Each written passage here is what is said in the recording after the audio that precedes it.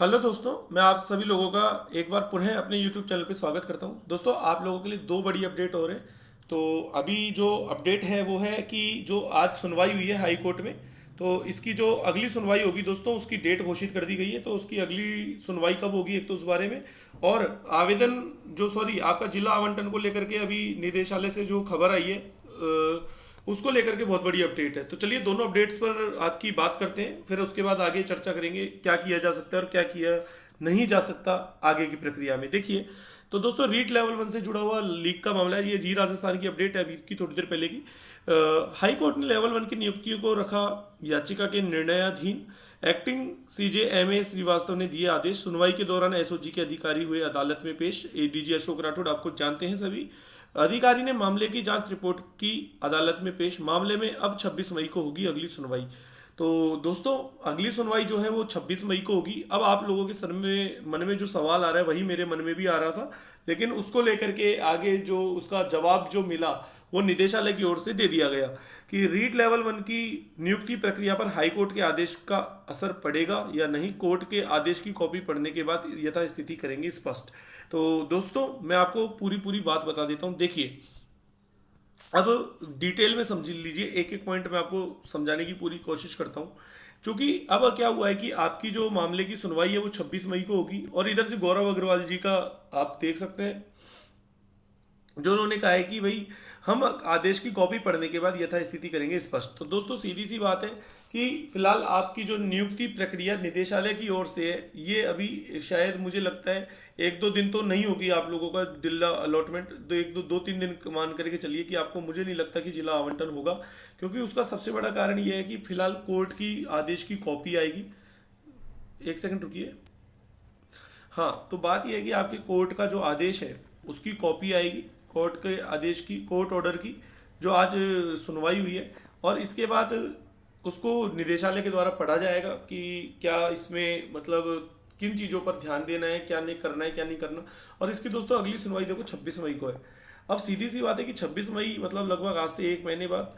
तो दोस्तों, अब ये जो नियुक्ति देना और नहीं देना ये सब निदेशालय के हाथ में है। अब ये बात है ना, यदि कोई भी यूट्यूबर ये बोलता है कि आपको जिला आवंटन कल हो जाएगा, परसों हो जाएगा, 4 दिन बाद हो जाएगा, 6 दिन बाद हो जाएगा, या लेवल 1 रद्द होगी नहीं होगी, दोस्तों ये सारी बातें अब इनका कोई महत्व नहीं रहा है। अब ये भर्ती कोर्ट के अधीन जा चुकी है। अब इसका जो भी होगा ये माननीय हाई कोर्ट के द्वारा होगा। और दोस्तों, कोर्ट के क्या करेगी दोस्तों, ये कोई भी नहीं बता सकता। ये ना मैं बता सकता हूँ ना कोई और बता सकता है। दोस्तों, कोर्ट मतलब कोर्ट, न्याय मतलब आप ये मान लीजिएगा ये भगवान के हाथ में हो गया कोर्ट, क्योंकि भगवान की बराबरी मानी जाती है।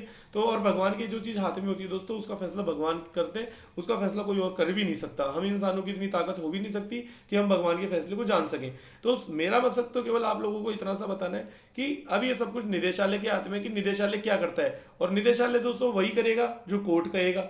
तो कोर्ट, भर्ती कोर्ट के हाथ में, नियुक्ति कोर्ट के हाथ में। तो और सीधी सी बात है कि ये निदेशालय को तय करना है कि यदि निदेशालय को लगता है कि लेवल 1 के अंदर सबूत नहीं है, एसओजी इस चीज की गाइडेंस दे देती है कि नहीं लेवल 1 सेफ है, इसमें कोई चीटिंग नहीं है, तो सीधी सी बात है कि यदि लेवल 1 के कोई सबूत नहीं है, या एसओजी इस चीज को कह देती है कि भाई पेपर लीक नहीं है, दस्तावेज सत्यापन में दो कुछ प्रॉब्लम्स हैं, जिन लोगों का थोड़ा गड़बड़ है मामला, तो फिर उनकी पूरी रिपोर्ट तैयार करके, जांच कर करके, और निदेशालय आपको नियुक्ति दे सकता है, इसमें कोई समस्या नहीं है। लेकिन बात यह होगी एसओजी अपनी क्या रिपोर्ट देती है, और एसओजी ही कर सकती है दोस्तों ये काम। क्योंकि क्योंकि अगर कोई भी सबूत पाया जाता है कल को, और उसके अंदर क्या बोलते हैं कि कोई लिप्त पाया जाता है और कोई मामला हो जाता है, तो फिर ये मामला दोस्तों, फिर आप जानते हैं फिर कोर्ट क्या करेगी। तो उससे अच्छा यही है कि जो भी हो, एक एक वही है कि दूध का जला छाछ को भी फूंक फूंक के पीता है। तो वही बात है कि जिस प्रकार L2 केवल संलिप्तता के आधार पर, जबकि एसओजी खुद मान चुकी थी कि भाई पेपर आउट हुआ है, लीक हुआ है, तो फिर उसको रद्द करना ही उचित था। तो वही बात है कि यदि इसके अंदर एसओजी ये कह देती कि भाई यहाँ पे कोई पेपर आउट नहीं है, और दोस्तों सही बात तो ये है कि अभी तक देखिए पेपर लीक का कोई सबूत भी नहीं मिला है, केवल थोड़ा दस्तावेज सत्यापन से रिलेटेड सबूत मिले। तो मुझे भी लगता है कि लेवल 1 से अभी फिलहाल तो सेफ है, कोर्ट के अधीन हो चाहे किसी के भी अधीन हो। यदि इस मामले के अंदर पेपर लीक नहीं है और केवल दस्तावेज सत्यापन में ही दिक्कत है, तो दस्तावेज सत्यापन का दूसरा तरीका निकाल करके कि भाई जो लोग उनकी जांच करवा करके संलिप्त लोगों की भर्ती को बचाया जा सकता है, इसमें कोई समस्या नहीं है। तो फिलहाल दोस्तों मैंने आपको सारी बात बता दी कि अभी फिलहाल टेंशन लेने की जरूरत नहीं है। ज्वाइनिंग देना जो इसके क्या बोलते हैं अपने निदेशालय के हाथ में है, और माननीय निदेशक गौरव अग्रवाल जी जैसा भी डिसीजन लेंगे दोस्तों, यूपीएससी के टॉपर है, आप ये मान करके चलिए कि बहुत ब्रिलियंट, जिसको बोलते हैं ब्रिलियंट इंसान है दोस्तों। मैंने खुद उनके इंटरव्यू सुने, इतने शांत स्वभाव के इंसान है, बहुत ज़्यादा मतलब काम पर्सन है। और आप ये मान करके चलिए कि दिमाग के जो बढ़िया से बढ़िया डिसीजंस होते हैं वो ले सकते हैं। तो मुझे लगता है कि वो जल्दी आप लोगों के हित में, देखिए उन्होंने कितने, आप ये मान के चलिए कि उनकी प्रतिक्रिया भी कितनी फास्ट है। इधर से कोर्ट का फैसला आया और इधर से उन्होंने हैंड टू हैंड बच्चों को रिप्लाई दे दिया कि भाई हम फैसला पढ़ने के बाद जो भी न्याय संगत जो भी होगा वो हम करेंगे नियुक्ति को लेकर के।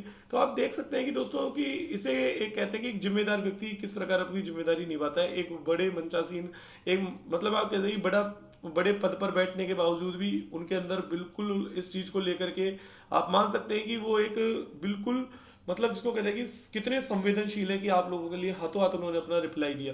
तो फिलहाल दोस्तों मैंने अपनी जो भी चीज़ थी वो आपको बता दी। दोस्तों याचिकाकर्ता को लेकर के यदि आपको कोई भी चीज़ पूछनी है, बनना है, तो मैंने आपको नंबर दे चुका हूँ 7851068806। ठीक है, इस पर आप पेमेंट जो भी है अपना एडमिट कार्ड, आधार कार्ड और 2000 रुपये का पेमेंट सेंड करके याचिकाकर्ता बन सकते हैं। क्योंकि और याचिका की जो अगली सुनवाई है दोस्तों वो 16 मई को है, ये बात मैं आपको पहले बता चुका हूँ। और दोस्तों यदि आपको कोई और जानकारी लेनी है तो एडवोकेट सर है, मैंने उनका आपको पता है हमारे योगी जी, उनका नंबर भी आपको दे दिया है, तो पिछले वीडियो में भी दिया था। तो आप देख सकते हैं 9376677391, आप इन पर सवाल पूछ सकते हैं।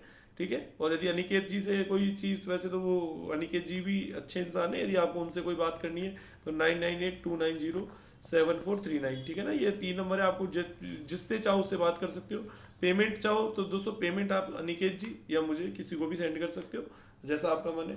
और बाकी दोस्तों देखो, याचिकाकर्ता बनना नहीं बनना आपका मन है, आपसे कोई जबरदस्ती नहीं है, लेकिन बस यही है कि हम तो हमारे नंबर बढ़वाने के लिए कर रहे हैं जो कर रहे हैं। हमें जिसको करना है, जिसको लगता है उसके नंबर बढ़ सकते हैं, तो दोस्तों वो आप जानते हैं। दोस्तों कुछ लोग पूछते हैं कि सर हमें बनना चाहिए नहीं बनना चाहिए, तो देखो दोस्तों मैं एक बात बताता हूँ आपको, आपके बारे में आपके बारे में अच्छा और बुरा, आपसे बढ़िया, आपसे बेहतर इंसान कोई नहीं है जो बता सके आपको। तो बस आप अपना डिसीजन खुद लीजिए, किसी और पर मत छोड़िए, ना मेरी मानिए ना किसी और की मानिए, आपका डिसीजन आपका है। तो इस वीडियो में फिलहाल इतना ही। जय हिंद, जय भारत।